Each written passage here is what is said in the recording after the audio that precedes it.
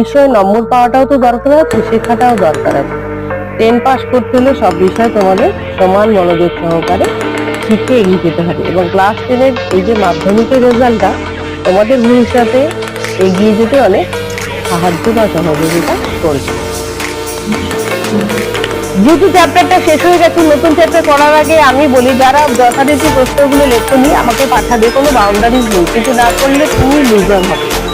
Result খারাপ হলে কিন্তু তোমাদের দিক থেকেও যেমন খারাপ লাগবে, আমাদের দিক থেকেও কিন্তু খারাপ লাগবে।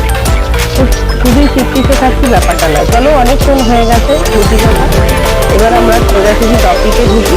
টপিকের বিষয় ছিল কিছু প্রশ্ন দিয়েছিলাম বৃষ্টিপাত অঞ্চলে বা বৃষ্টিপাতের রকম ভেবে এই জায়গাটা আমরা একটু পড়াশোনা করছিলাম।